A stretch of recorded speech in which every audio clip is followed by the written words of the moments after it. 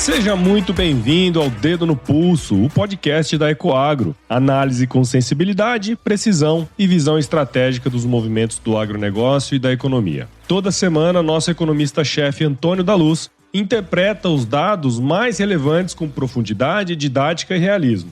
Um conteúdo direto da fonte, com tudo o que você precisa saber sobre macroeconomia, mercado agropecuário e o cenário político-econômico. Porque, para antecipar tendências, é preciso ter o dedo no pulso do mercado.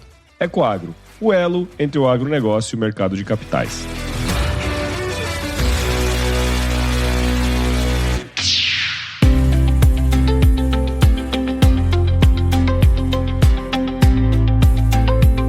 Olá, investidores! Olá, pessoal do agronegócio! Que bom que estão comigo também nesta semana que vai do dia 13 ao dia 19 de julho de 2026. Sejam todos muito bem-vindos ao Dedo no Pulso, Panorama Macroeconômico e o Agronegócio, que é um oferecimento da Ecoagro, a maior seguritizadora do agro do Brasil. Pessoal, esta é uma semana que nós temos muitas informações importantes. Aliás, esse podcast de hoje está muito bacana, porque além dos dados que estão sobre a mesa, e tem dado muito importante sobre a mesa, como por exemplo o IPCA, nós temos dois estudos muito bacanas para discutirmos. Um deles foi um estudo feito pelo USDA, que eu quero trazer aqui, falando da logística do Brasil, da falta de infraestrutura, do gargalo logístico. Então eu peguei esse estudo para trazer para vocês e eu nomeei ele como motor bom em pista ruim, o gargalo logístico do agronegócio brasileiro. E também eu quero trazer um outro estudo que fala sobre a reabertura de Hormuz. Porque tem muita gente dizendo que,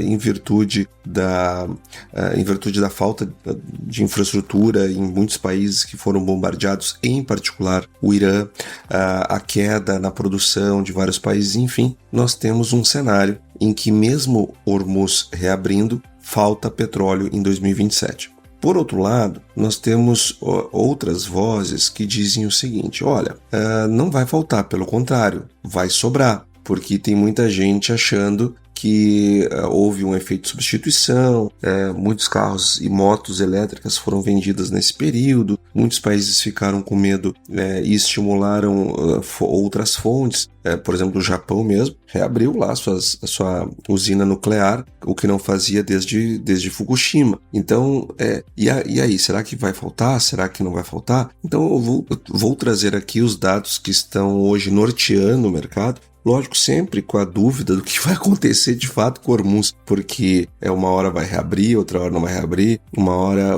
o pessoal chega numa conclusão e se adoram, daqui a pouco se odeiam, querem se matar. Enfim, é uma situação bastante complicada, bastante difícil do ponto de vista geopolítico. Geopolítica não é a especialidade desse podcast, então eu vou trazer os dados tais quais eles são, aquilo que o mercado está olhando. Não interessa quem está certo ou errado. O que interessa é o que o mercado está olhando com isso. Agora, antes de trazermos esses dois estudos, eu quero falar da agenda, porque nós vamos ter o Boletim Focus, que tem sido um instrumento fundamental nessas últimas semanas, sobretudo para as decisões de política monetária. Nós vamos ter o Vendas no Varejo, que vem em processo de desaceleração, crescimento do setor de serviços, que tem vindo estável. Essa semana vamos ver o que vem de novas informações, além do IGP-10 e do IBCBR, que é o indicador do Banco Central que monitora a atividade econômica no Brasil. Já lá nos Estados Unidos, nós vamos ter o CPI, que é a inflação ao nível do consumidor, a inflação para a qual o Fed tem meta de 2%, o equivalente ao nosso IPCA. Vai ter também índice de preços ao produtor, produção de bens lá nos Estados Unidos, inflação no atacado, além do livro bege, pedidos iniciais e contínuos por seguro-desemprego, núcleo de vendas no varejo e produção industrial. Então, é uma semana que nós vamos ter bastante dados de atividade econômica, tanto no Brasil quanto nos Estados Unidos. E nos Estados Unidos, além dos dados de atividade econômica, nós teremos também os dados de inflação. Já na China, nós vamos ter balança comercial, nós vamos ter novos empréstimos, preços dos imóveis, que, como você sabe, a venda repetida do mesmo imóvel tem sido menor do que a compra já há bastante tempo. Isto gerou a crise imobiliária chinesa, isso tirou o tapete que cobria uma série de problemas econômicos que a China tinha, de ineficiências. Vai ter também vendas no varejo e produção industrial, que nos permite avaliar se está funcionando ou não aquele caminho que a China deseja trilhar, que é crescer pela força do mercado interno e não pelas exportações. Essa mudança de eixo de crescimento econômico eles não têm conseguido. A produção industrial tem sido crescendo muito forte para tentar compensar as fracas vendas no varejo, que é algo indesejável por parte da China, mas nós vamos ter o PIB da China também nessa semana. E o que importa para a China é crescer, não importa a cor do gato, contanto que casse o rato, né? Agora, eles precisam fazer essa mudança, isso está lá nos planos quinquenais e eles não têm sido bem sucedidos nisso. Eles têm também investimentos em ativos fixos e produção industrial anual. E lá na zona do euro nós vamos ter inflação. Então, pessoal, sem mais delongas, eu quero começar analisando alguns dados que estão sobre a mesa, antes de analisarmos o nosso primeiro estudo, que é sobre as questões logísticas, e eu quero trazer aqui, então, o Boletim Focus da semana passada. O Boletim Focus dessa semana, como você sabe, ele sai bem depois desse episódio estar no ar, então nós não temos como trazer, mas a gente pode dizer, por exemplo, que nós tivemos uma queda na perspectiva para o IPCA de 5,33 para 5,30 nesta semana que passou. É a primeira queda semanal depois de um longo período de altas. E nós tivemos, já para 2027, a 7ª semana seguida de alta, de elevação. 4,18 é a projeção para o IPCA no ano que vem. Já o PIB ele ficou praticamente estável, um ligeiro crescimento de 1,68 para 1,69% no ano que vem, e a Selic se manteve estável em 14% ao final desse ano, pela segunda semana consecutiva, e 12% ao final de 2027, pela terceira semana consecutiva. Pessoal, nós tivemos essa semana o IPCA. O IPCA no Brasil foi divulgado e ele veio com um crescimento bem abaixo da mediana das expectativas, inclusive bem abaixo da minha estimativa. A expectativa era 0,31 e veio 0,16. Veio, portanto, um pouco mais da metade da expectativa mediana do mercado. Então, veio muito abaixo, o que é uma ótima notícia. Eu quero trazer aqui, primeiro, dividir com vocês a minha satisfação. Eu fico feliz ao ver esse dado. E eu torço mesmo, e o verbo é esse, torcer. Eu torço para que este seja um resultado que se mantenha. Mas, infelizmente, não é isso que eu espero. Porque esse tipo de oscilação ela tem uma certa normalidade.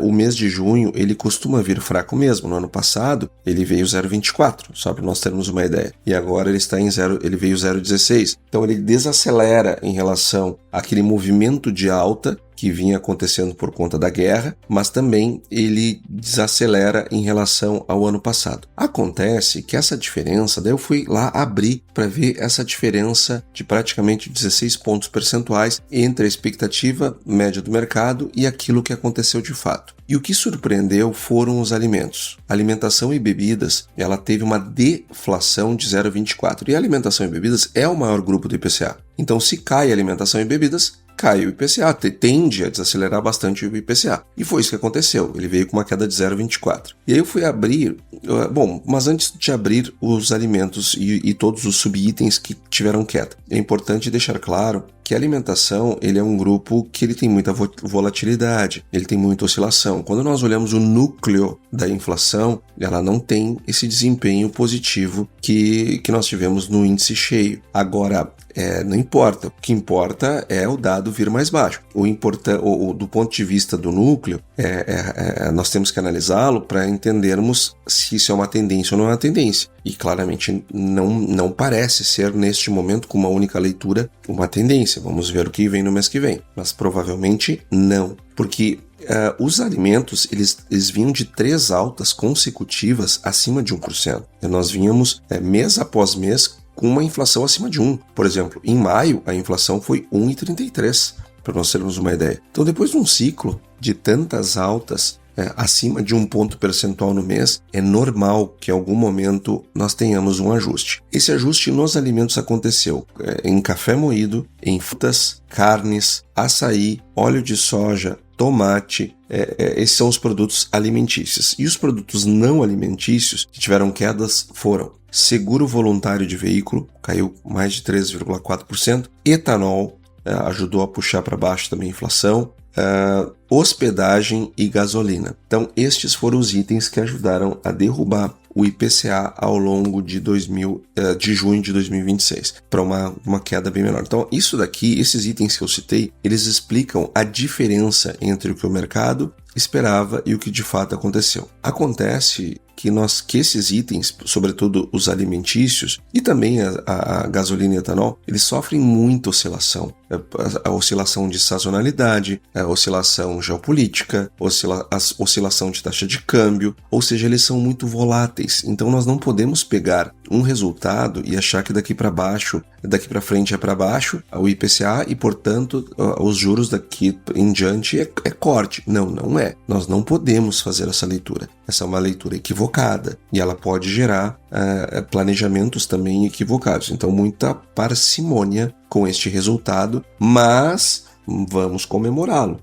Este resultado não fez com que a nossa bolsa subisse mais de 3% no dia que o IPCA foi divulgado à toa. Isso é uma notícia boa. Acontece que uma andorinha, ela não faz verão. Nós precisamos olhar a big picture e não apenas o que está acontecendo num único mês. Mas, de qualquer forma, é uma notícia boa. Agora, mesmo com esta notícia boa, o IPCA em 12 meses está em 4,64, ou seja, para um teto de meta de 4,50, nós ainda estamos fora do teto da meta e estamos distante. 0,15 é quase que o resultado do mês de junho. Então, estamos distantes ainda do teto da meta. Da meta, nós estamos muito distantes mesmo, porque a meta é 3, não é 4,50, é 3. E nós estamos 4,64, então estamos muito distante. Não dá, gente, não dá para achar que vamos ter um alívio na Selic, que a Selic vai ser de 10, vai ser de um dígito. Calma, gente, o que voltou,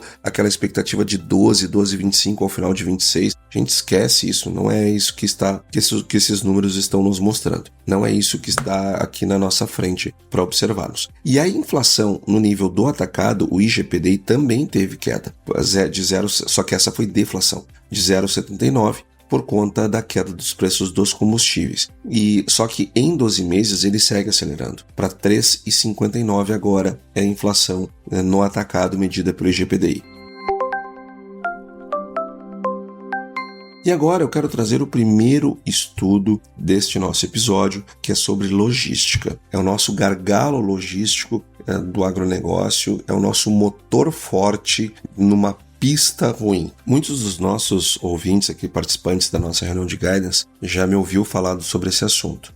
Já me viu fazer palestras sobre isso. Eu gosto muito de Fórmula 1 e gosto da relação entre Fórmula 1 e gestão. Acho que gestão e Fórmula 1 são coisas que andam absolutamente juntas. A Fórmula 1 tem inúmeros exemplos de como gerir, lógico, de maneira simbólica, não é um exemplo direto, é metafórico, mas ele é super útil. Eu tenho uma palestra que fala só sobre isso, mas para quem nunca viu, saiba que existe uma relação direta. E eu gosto muito de repetir uma frase nessa palestra que diz o seguinte, que o motor ele não ganha corrida sozinho.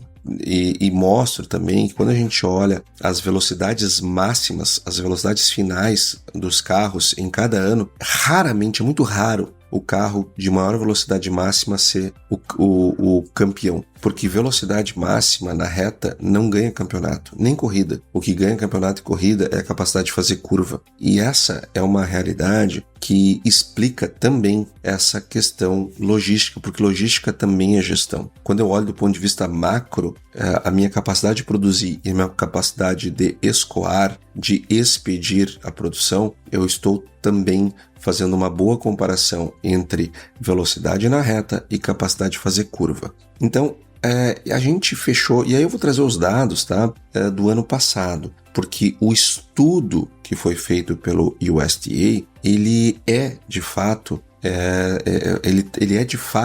olhando para o ano passado. Então, no ano passado, nós fechamos com 350 milhões de toneladas, mais ou menos, nas contas do USDA. Eu sei que pelas contas brasileiras dá um pouquinho mais, mas pelas contas do USDA, 350 milhões de toneladas no ano passado, de 25. Foi um recorde que também foi confirmado pela Conab. E na safra 26, esta que está sendo colhida, nós temos uma perspectiva de 358,6 milhões de toneladas. É um recorde em cima de um recorde. Então nós estamos falando aqui de um motor turbinado, o melhor que o país já teve. Só que a pista, ela continua sendo em boa parte estrada de terra dos anos 70. E aqui, gente, pode parecer que eu estou falando de maneira metafórica, mas eu não estou. De fato, a maior parte das estradas brasileiras, elas não têm pavimento. Vou falar disso mais pra frente. Agora, entenda que a diferença entre uma estrada e rodovia é pavimento. A maior parte das estradas brasileiras não tem pavimento. Elas são as mesmas de mais de 50 anos atrás. E aí, quando sai esse relatório do USDA, do Serviço Agrícola Externo Americano, e ele fez específico sobre a infraestrutura no agro brasileiro. Claro, o agro brasileiro é um gigante, é o maior concorrente americano, e eles estão olhando para isso. Poxa, o motor brasileiro é uma máquina. Agora, a estrada deles é um pavor. E eles precisam olhar para isso para fazer os planejamentos deles de longo prazo, para fazer os planejamentos estratégicos deles. Eles estão certos em fazer isso. E este relatório traz números que eu não vejo circulando o suficiente, seja em quem toma a decisão sobre crédito, seja quem está olhando para investimento, seja para quem está olhando para a originação de ativos, seja para quem está fazendo planejamento de comercialização de grãos, seja na ponta vendida, como no caso do produtor, seja na ponta comprada, como as tradings, seja como o pessoal da cadeia de fornecimento, as indústrias de defensivo, de máquinas e de fertilizantes, que têm seus preços atrelados aos preços das commodities nas praças e não no mundo. Então, eu acho que este relatório ele é bastante útil para todo o nosso público ouvinte. Então, primeiro aqui eu quero trazer um pouco dessa questão paradoxal que existe entre as nossas realidades aqui no Brasil. Primeiro, eu quero trazer o tamanho do problema dentro de um contexto, porque o Fórum Econômico Mundial ele dá ao Brasil uma nota de infraestrutura de 29,8 pontos. Vamos botar 30 para arredondar, ficar mais fácil? Bom, isto é o Fórum Econômico Mundial, está dando isso, não é o USDA. Eu estou trazendo aqui uma outra fonte para dar um contexto. O Fórum Econômico Mundial dá uma nota de 30 pontos. A Suíça, 94,8. Percebe que a Suíça tem uma nota o triplo da nossa? Percebe agora que os Estados Unidos têm uma nota de 78,6, mais do que o dobro da nossa? Agora eu quero trazer uma outra fonte, o IMD, que é outro instituto que faz esse tipo de ranking. E ele coloca o Brasil na posição 58ª entre 69 países avaliados. Gente, que vergonha, né? Aí eu fico olhando as campanhas eleitorais no Brasil, fico vendo um aprendendo a dançar, o outro dizendo um monte de asneiras. Gente, meu Deus do céu, nós com problemas gravíssimos pela frente, passando por uma revolução de produtividade trazida pela inteligência artificial, o mundo inteiro sem dormir focado nisso, e nós aqui discutindo assuntos e formas absolutamente laterais. Gente, eu sinceramente, esse país não tem outro caminho a não ser virar colônia de alguém. Não tem, gente, não tem. Nós vamos ser dominados por outro país no futuro, ou vai ser pelas facções criminosas, mas alguém vai nos dominar. Alguém mais organizado vai nos dominar, porque não é possível. Isso, desculpem o meu desabafo, mas não é possível. Quando eu vejo esses dados desses órgãos de levantamento e de ranqueamento do Brasil, eu fico absolutamente estupefato. E aqui eu não estou fazendo uma reclamação, tá? Quero deixar bem claro, não estou fazendo uma reclamação genérica de brasileiro, porque também brasileiro adora falar mal do seu país. Não é isso, tá? Pelo contrário, é uma posição relativa do Brasil em ranking. É onde nós estamos na fila, comparado com quem compete conosco. É isto que é importante. Os Estados Unidos competem com a gente. Inclusive, os Estados Unidos ele é um concorrente direto, não só na soja, no milho, mas em outra coisa que nós somos muito bons no agro, que é a produção de etanol. Então, eu preciso olhar para a infraestrutura do país, porque a infraestrutura do país não é agro, ela é infraestrutura de país. E enquanto a gente discute groselha em campanhas eleitorais, os americanos fazem relatórios para mostrar para eles mesmos essas situações nossas. E também, enquanto isso, a produção ela não para de crescer. Então, se ela não para de crescer, o problema não para de aumentar. E a Conab fechou a safra 25, ano passado, na casa de 350 milhões, e para 26 são 358. Então, nós estamos falando que não é uma acomodação de produção que está acontecendo e que aí agora a gente pode planejar uma infraestrutura para este volume nos próximos 20 anos. Não, não é nada disso. É recorde acima de recorde, num patamar de infraestrutura de 30 anos, de 50 anos atrás. Então, não tem como isso não estourar em algum lugar. E sabe onde é que isso estoura? No preço na praça do produtor. Porque o preço que o produtor recebe em Passo Fundo, em Sorriso, em Lucas do Rio Verde, ou lá em São Gotardo, ou em Maracaju, ou seja lá em Rio Verde, onde quer que seja, tá? Em Sinop, onde quer que seja, o preço que o produtor recebe na praça produtiva dele vai ser o preço no porto menos o custo de se levar até o porto. Este é o preço na praça.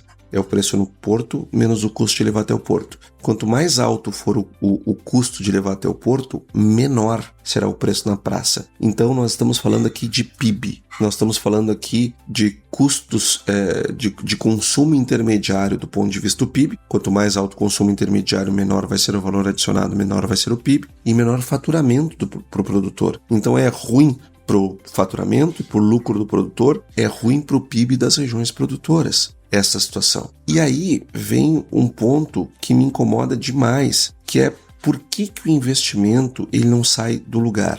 Porque aqui está o número que eu acho mais grave do relatório inteiro do USDA. Eles mostram que o Brasil investiu 0,13% do PIB em infraestrutura de transporte no ano passado, 2025. 0,13%.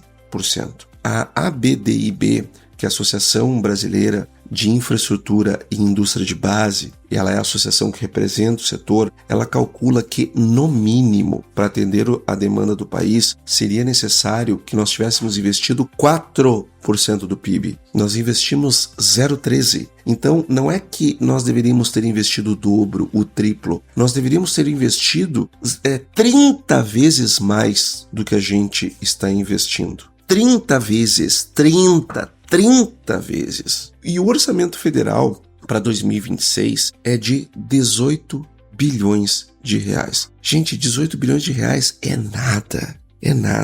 Só entre Bolsa Família e BPC a gente gasta mais de 300 bi. Nós estamos falando de 18 bi para investimentos. Como é que um país vai crescer investindo 18 bilhões somente?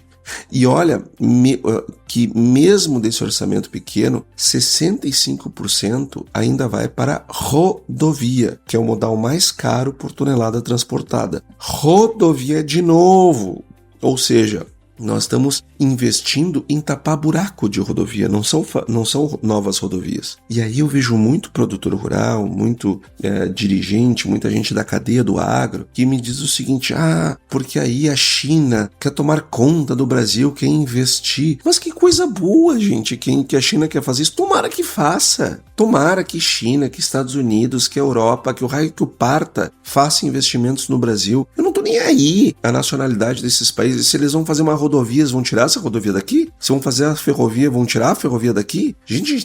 A gente às vezes se coloca, parece que nós somos assim a última bolachinha do pacote. Nós parecemos que somos a última Coca-Cola gelada do deserto Saara.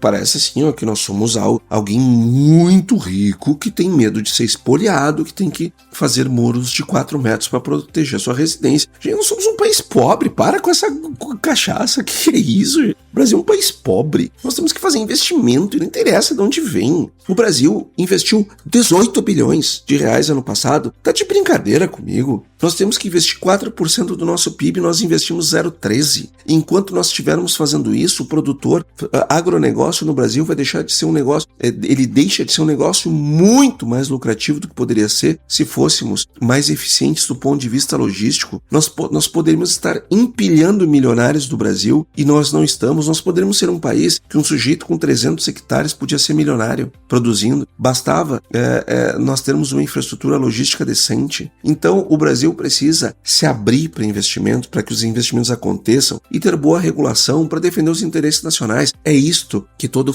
país faz. O país a maior economia do mundo foi feito com investimento dos outros. Vocês estão de brincadeira comigo? Eu fico louco quando eu vejo esse tipo de dado e ainda vejo preconceito. Aí eu vejo um governo que não tem nenhum interesse de atrair esse dinheiro, porque ele acha que ele tem que fazer por uma questão ideológica, por razões de pensamento, e eu vejo pessoal do agro achando que tá certo, é isso aí mesmo, o governo tem que investir. Deus o livre, um chinês, ou seja lá quem for, investir. Tá de brincadeira. Nós temos aqui atrair esses investimentos, se ajoelhar para que eles venham e não ficar repelindo eles, gente. Poxa, a gente precisa mudar isso. Então, ou seja, voltando aos números, tá? 18 bilhões de reais somente e 65% só para manter rodovia, para tapar buraco de estrada. E eu sei que tem gente que vai me dizer, mas os investimentos federais mais que dobraram desde 2021, porque eu ouço isso também, tá? Os defensores do governo. Mas os investimentos federais... Dobrou o quê? Só que dobrar um número pequeno continua dando um número pequeno. O ponto de partida ele era baixo demais e continua baixo demais. Eu não quero que o governo federal dobre ou triplique investimentos. Eu quero que ele construa instrumentos para atrair investimentos, não te dobrar, sair de 9 bi para 18 bi. Eu quero sair de 18 bi para 300 bi. É isto que eu quero sair. Não importa se o governo federal dobrou ou não dobrou um número minúsculo. E o governo federal ele não precisa dobrar, ele tem que atrair investimentos e fazer uma boa regulação. E isto gera problema, como eu disse, na porteira. Porque esse gargalo ele vai chegar no bolso do produtor de um jeito absolutamente linear. Porque o relatório, e aí agora não é mais a minha opinião, eu quero trazer o que diz o relatório, minha opinião eu já dei. O relatório traz que o preço do frete ele pode consumir até... Não, para o que estiver fazendo, tá? Para o que estiver fazendo, porque este número aqui ele grita aos ouvidos. Segundo os estudos do USDA, ele mostra que o frete ele pode consumir até 60% do preço da tonelada de milho, 25% do preço da soja. Então veja e entenda o que eu estou dizendo aqui. Produtor de milho, o seu preço poderia ser 60% mais alto na sua praça produtora se o Brasil tivesse infraestrutura logística compatível com o tamanho do agro brasileiro. E você, produtor de soja, saiba que seu preço poderia ser 25% maior. Gente, 25% mais de preço da soja, isto é mais ou menos, tu quadruplicar o lucro da soja. Isso é mais ou menos tu quintuplicar o lucro do milho. Percebe do que eu estou falando aqui? Então, nós estamos falando assim, de fazer 4, 5 safras em uma. Estou falando do ponto de vista de lucro e não de faturamento. Então, por isso que eu disse lá atrás, nós poderíamos ter milionários com 300 hectares no Brasil, se nós não tivéssemos esse mega problema logístico. Então, em boa parte do país, o produto ainda ele precisa rodar mais de 1.500 a 2.000 quilômetros num lombo de um caminhão até chegar a um porto no sul ou no sudeste. Esta é a realidade brasileira. Eu mandar 55 toneladas de soja 2.000 quilômetros para chegar num porto, gente, isto é um absurdo completo. Eu mandar 50 toneladas para frente, para desembarcar 2.000 quilômetros depois. Como é que nós vamos ganhar dinheiro desse jeito? Então, no agregado, essas ineficiências logísticas, elas consomem cerca de 30% dos custos de produção no Brasil.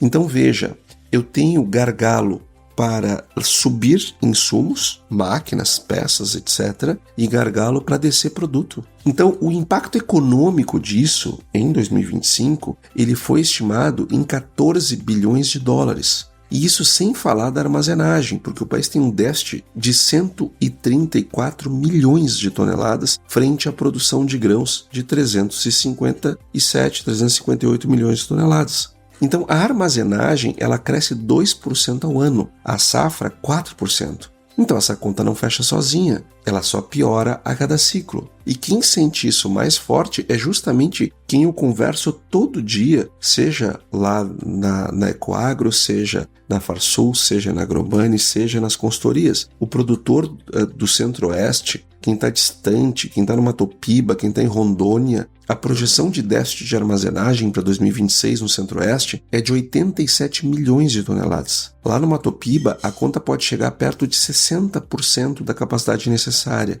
Em Rondônia, 70%. Então isso empurra o produtor para o que o setor chama de estoque sobre rodas. E isto não faz nenhum sentido econômico, porque usar caminhão como armazém móvel é claramente o pior negócio que alguém pode fazer, pior do que guardar grão e vender no timing certo. Porque todo o mercado sabe que quando o produtor brasileiro colhe, ele não tem onde colocar produto. Então é óbvio que quem tem onde armazenar, ele vai cobrar o preço disso. Então agora eu quero trazer a exceção que confirma a regra, que é o Arco Norte, para a gente entender que as coisas tem como funcionar. Agora, a parte que eu acho mais interessante desse relatório, porque mostra que o problema ele não é só uma questão de geografia, ele é justamente uma escolha de investimento ao longo das décadas. O chamado Arco Norte, ele usa a BR-163 e a hidrovia do Rio Madeira para escoar grão do Centro-Oeste pelos portos do Norte. E saiu de 12%, olha só esse número, ele saiu de 12% das exportações de grãos em 2010 para 30% em 2024. Triplicou de participação em 14 anos. E o motivo é puramente econômico.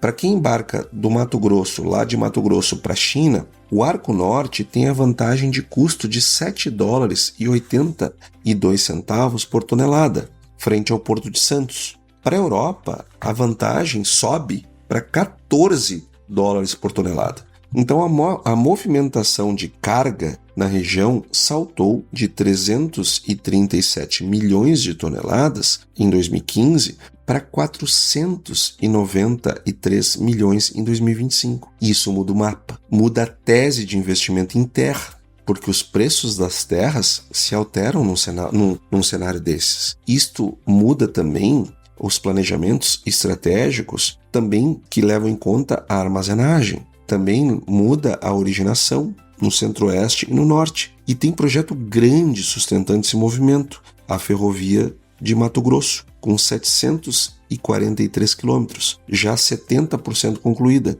A ferrovia Norte-Sul, ligando o porto de Itaqui ao porto de Santos. É uma longa distância, nós estamos falando de 2.000 quilômetros e 73% dela já pronta, está 73% pronta. A nova Ferroeste, que vai expandir de 248 para 1.560 quilômetros no sul. A Ferrogrão, ainda em estudo, né? Esperando a decisão do Supremo Tribunal Federal, que decide sobre absolutamente tudo, se mete no Brasil, ligando o Sinop a Miritituba. Só que é aqui que entra o mas desse negócio, que eu sempre gosto de trazer. 70% do custo logístico total até a China, mesmo usando o Arco Norte, ainda é transporte doméstico dentro do Brasil. Então veja, da distância de uma propriedade rural no Brasil até a China, até desembarcar o produto na China, 70% desse custo está dentro do Brasil. Percebe? Eu tenho 30 para chegar depois que o produto embarca e 70 até embarcar. Então não é o frete marítimo o problema. A vantagem, ela existe, mas ela não elimina o problema de origem, que é a malha interna nossa, que continua muito ruim. E dinheiro privado está entrando. 15 bilhões de reais em leilões portuários entre 2022 e 2025, mais 9 bilhões e 200 milhões anunciados em fevereiro deste ano para terminais privados. 40 bilhões investidos em ferrovias nos últimos 3 anos. 70% a mais do que no ciclo anterior. Mas o gargalo institucional, ele continua pesando, porque de 70 terminais autorizados entre 2013 e 2019, 21 nunca entraram em operação dentro do prazo legal de 5 anos. Então vejam, gente, de 70 terminais, 21 nunca entraram em operação dentro do prazo. E quais são os motivos? 27% por questão ambiental. Sempre questões ambientais. Antônio, você é contra o meio ambiente? Não, não sou contra o meio ambiente. Eu sou contra a estupidez. Eu sou contra haver no Brasil neuroses burocráticas que eu não vejo nos nossos concorrentes. É isto que me incomoda. Porque o meio ambiente, ele é um ativo global e não local. Então, se ninguém está fazendo e nós estamos fazendo, alguma coisa está errada, não é com os outros, é com a gente. Então, 27% por questões ambientais, 14% por questão financeira. Então, nós estamos falando de erro de planejamento, 14%. E outros 14% por razões jurídicas, que é outro problemaço no nosso país, a insegurança jurídica. Então, nós estamos falando aqui de um universo muito grande de problemas burocráticos. Então, em fevereiro deste ano, teve fila de caminhão de 40 quilômetros em Miritituba, 40 quilômetros lá no Pará. Boa parte por causa de acesso rodoviário sem pavimentação. E olha que eu estou falando de um período de seca. Os rios do norte ainda sofrem com o que o setor chama de taxa de estiagem, cobrado pelos armadores, que a ANTAQ considera legítima, diga-se de passagem, mas vai monitorando. Mas a ANTAQ, ela considera correta, considera legítima. E daí? O que fazer com esses dados todos que eu estou falando aqui? Eu queria fechar com um recado prático, porque o relatório de infraestrutura, sem aplicação, ele vira só uma estatística a mais que nós já temos, mais um diagnóstico. E se os americanos estão usando esse diagnóstico para fazer planejamento estratégico, nós também temos que fazê-lo para os nossos planejamentos estratégicos aqui. Então, primeiro, se você trabalha com crédito rural, a distância até o porto e o modal disponível, eles já são, na prática, tão relevantes para a rentabilidade do produtor quanto o preço e produtividade. Isso deveria estar mais presente na régua de risco. Ou seja, eu estou falando agora, me dirigindo ao pessoal que acompanha nosso podcast, que é o pessoal que trabalha em banco, trabalha em cooperativa de crédito, trabalha em corretora, trabalha em securitizadora, trabalha em gestoras, em assets, e não são poucas que nos acompanham. Um abraço a todos vocês. Então, entenda o seguinte, quando estiver analisando o risco de uma operação, avalia o custo logístico desta região, porque parte do resultado deste produtor não vem de preço, não vem de produtividade, mas vem de custo logístico. Quanto melhor equipado logisticamente estiver esse produtor, menor é o risco dele. Pode observar, nós temos mais defaults de operações de produtores que estão mais distantes logisticamente dos portos do que aqueles que estão melhores equipados. Segundo ponto, frete não é um detalhe operacional, não é. Bom, mas antes disso, tá? A questão do produtor. Agora eu vou me dirigir aos produtores. Produtor, você tem como tornar a sua propriedade mais próxima do porto? Não. Mas você pode fazer com que o custo de levar o produto até o porto ele seja mais baixo. Com isso, o preço que você recebe vai ser mais alto. Como é que você faz isso? Ao invés de ensinar ou exigir do seu candidato preferido que ele dance nos seus comícios, nas suas aparições, novos passinhos, que ele tenha um projeto claro do que fazer com isso. Você exija para o atual incumbente do poder que ele tenha um claro projeto para mexer nisso daqui e não reduzir a escala de trabalho e não comprar eleições como ele tem feito nos últimos tempos, tá? E tem feito cada vez mais. Aliás, o que ele está gastando com propaganda esse ano é uma coisa absurda. Este é o debate que o Brasil deveria estar fazendo. É isto que o agro deveria estar exigindo. Em primeiro lugar, eu não estou dizendo o resto. Boa parte do endividamento que existe no Brasil é porque nós estamos gerando pobreza ao invés de estar gerando riqueza. Se nós tivéssemos uma logística mais adequada, nós estaríamos multiplicando milionários e não endividados. Entenda que isto é parte do seu resultado. Segundo ponto, frete, ele não é detalhe, tá? Ele não é operação. Com o impacto que ele tem sobre o preço líquido do milho, da soja, ele é uma linha de rentabilidade e deveria ser tratado com o mesmo rigor analítico.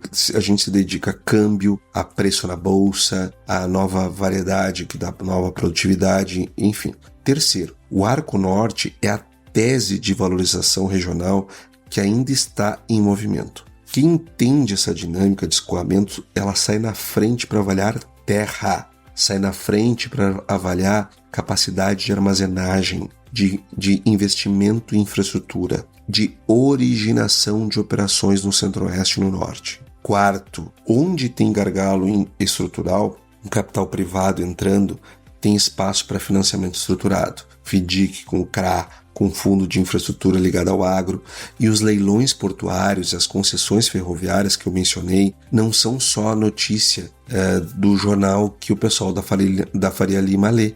Eles deveriam estar norteando os frontes de investimentos de todos os interessados no setor. Então, o especialista que o USDA ouviu para esse relatório, ele dá um prazo, tá? Sem investimento mais consistente, a logística pode virar um fator limitante ao crescimento do agro brasileiro até 2034. Nós estamos falando daqui 8 anos. Então, motor forte com pista ruim, breca, você resolve enquanto tem sobra de potência. Em algum momento a pista vira o limitador. E esse relatório ele sugere que esse momento está mais perto do que a gente gostaria de admitir. 8 anos, muitas vezes, não é nem sequer tempo o suficiente para entregar projetos de grande monta. Afinal de contas, nós estamos em julho de 2026 e nós não entregamos até hoje obras da Copa de 2014, que tinham que estar prontas antes de 2014. E já se passaram 12 anos e nós não entregamos. Então vejam, nós temos até 2034. São 8 anos, é pouco tempo. Vejam como nós precisamos nos dedicar mais tempo a este ponto. Ecoagro, o elo entre o agronegócio e o mercado de capitais. Agora, pessoal, eu quero voltar aqui rapidamente aos nossos dados da economia americana, porque nós tivemos o seguro-desemprego, 215 mil pedidos iniciais, queda em relação à semana anterior, e os pedidos contínuos continuam na faixa de 1,8 milhão.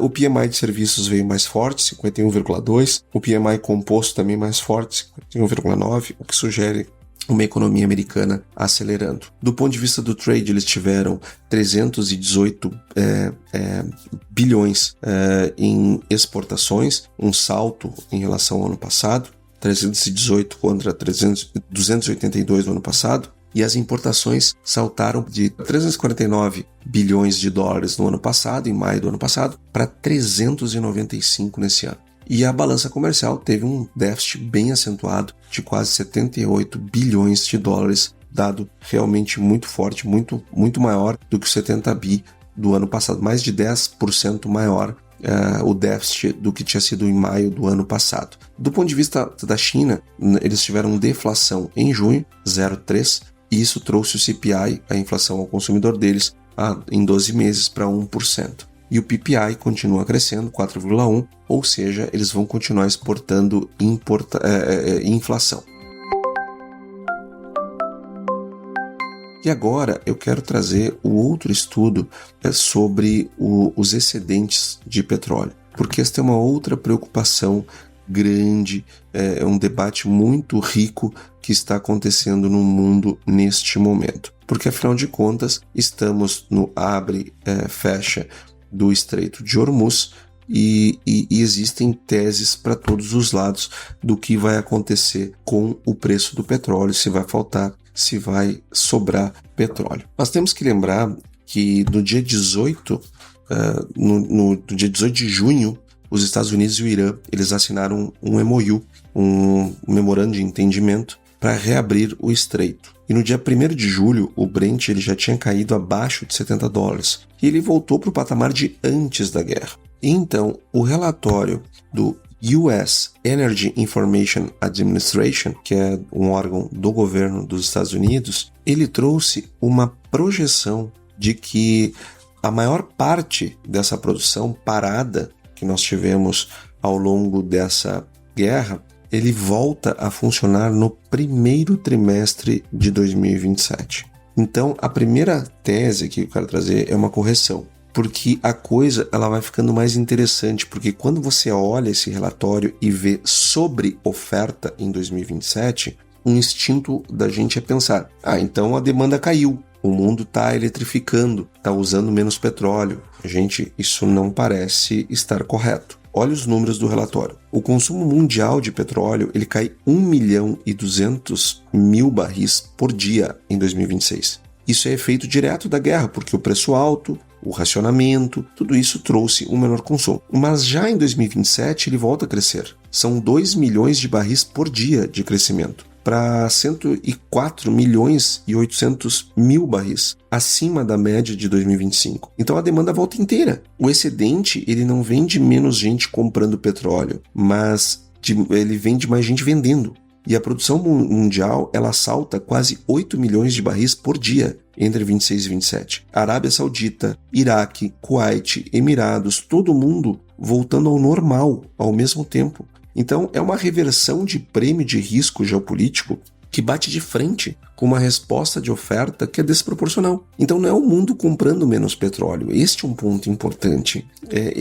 Porque tem muita gente achando que o mundo está consumindo menos e vai consumir menos. Não é o que parece e não é o que mostra esse relatório. Então guarda esse número contigo aqui. 8 milhões de barris por dia. Que eu já vou voltar nele. Então nós temos um indicador que pouca gente olha, que para mim é o mais importante desse relatório inteiro, que é a capacidade ociosa da OPEP. Ou seja, quanto ela consegue produzir a mais numa emergência. Isso caiu de 3.400.000 barris por dia em 2025 para só 400.000. Em 2026, praticamente todo o colchão de segurança da OPEP foi usado para tapar o buraco lá do Oriente Médio. Então, em 2027, recompõe para 2.200.000, ainda abaixo da média histórica, que fica em torno de 2,5 milhões.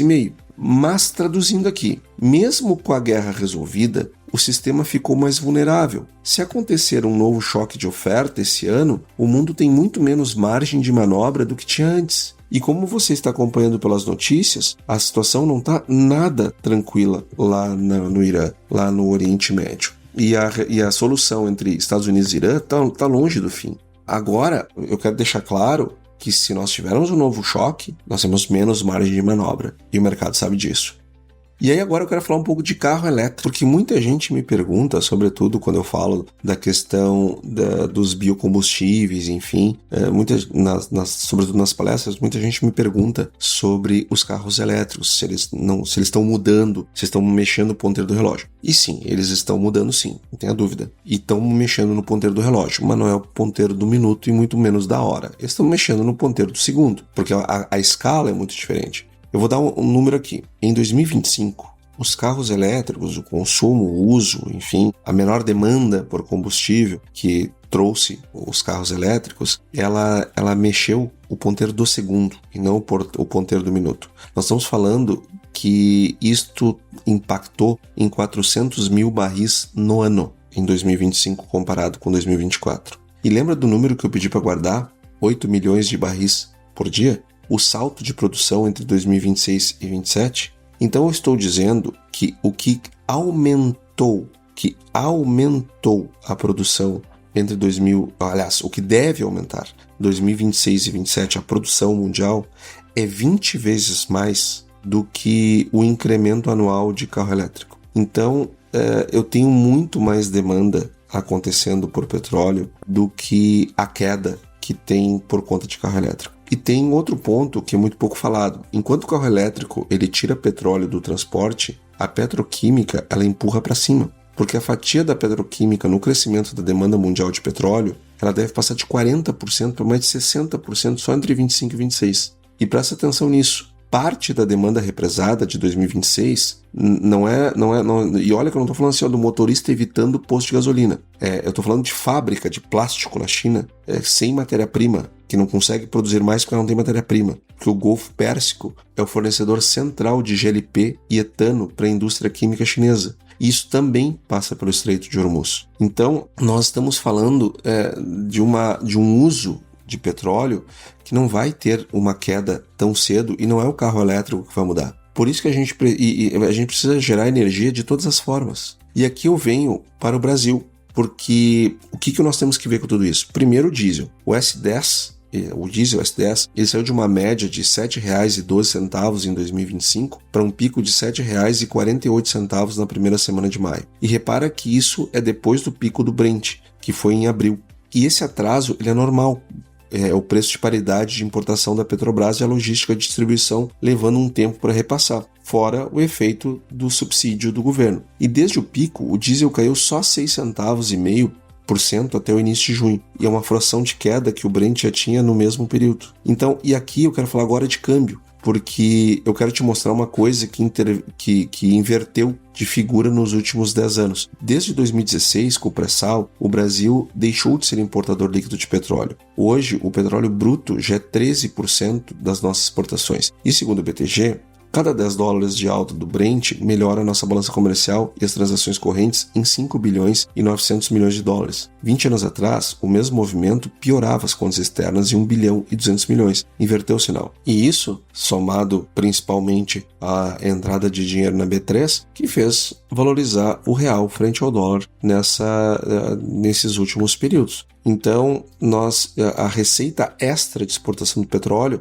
parece ter compensado boa parte da aversão ao risco. Só que agora, com o Brent caindo, essa lógica trabalha ao contrário. A XP já subiu a projeção de déficit em conta corrente de 2,1% para 2,5% do PIB, citando a queda da receita do petróleo. E como a gente ainda importa 25% do diesel e 10% da gasolina que consome, os dois efeitos, menos dólar entrando, menos dólar saindo, tende a se cancelar. Mas não é à toa que o câmbio no Fox ficou parado em torno de R$ 5,20 o ciclo inteiro, enquanto a Selic e IPCA subiam e desciam com força.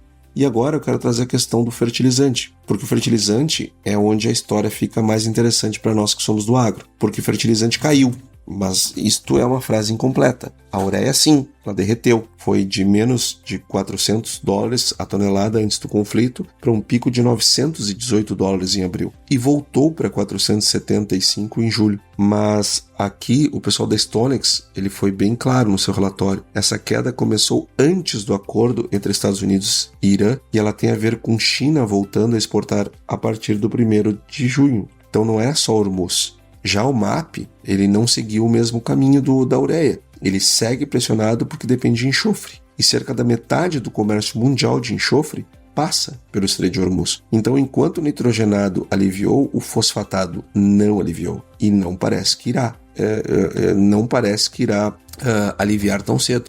Então, muito cuidado com esse aspecto do enxofre, que ele pode deixar a gente sem fertilizante esse ano. Então, e também nós temos um canal, né, que é direto, que é com o IPCA. E aí eu quero, de novo, trazer aqui a relação entre o Brent do petróleo e o IPCA. Cada $10 no Brent, ele move o IPCA em cerca de 0,4 ponto percentual, principalmente por via indireta. Frete, transporte, industrializados, enfim. O Boletim Focus capturou bem isso, porque a expectativa de IPCA ele subiu 15 semanas seguidas, de 4,16% em dezembro para um pico de 5,33% em 22 de junho, e caiu pela primeira vez agora nessa semana que passou, como eu já tinha mencionado lá atrás. Então, exatamente na semana em que o Brent derreteu 4,5% num pregão só. Por isso que caiu a expectativa. E o Copom, nesse meio tempo, seguiu cortando 0,25% por reunião. Chegou a 14,25% na reunião de 17 de junho. Então nós vamos continuar vendo o petróleo sendo o grande vetor da inflação, da inflação importada, digamos assim, os efeitos inflacionários. Agora, é óbvio que nós temos que acrescentar nessa equação também o fiscal, que vai cada vez mais ser importante nesse contexto. Pessoal, o DXY ele fechou estável em 100,96 e a taxa de câmbio ela fechou em queda de 5,10 nesta semana que passou, enquanto o Brent ele voltou a subir por conta da retomada das tensões lá no Irã.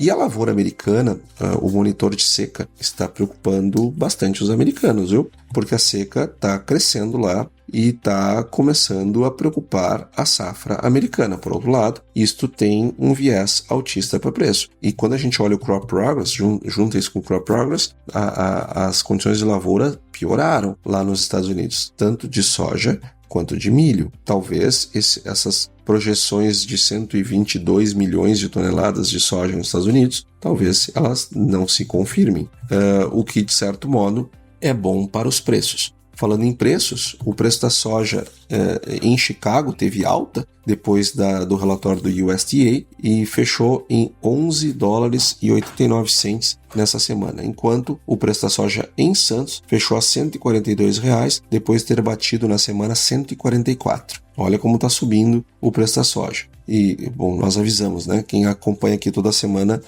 seguramente fez bons negócios, porque a gente vinha trabalhando com esse cenário, cansamos de falar sobre isso, é sazonal. O preço, os prêmios, por outro lado, com exceção de fevereiro de 27, todos os demais tiveram queda, as quedas muito pequenas, de 3%.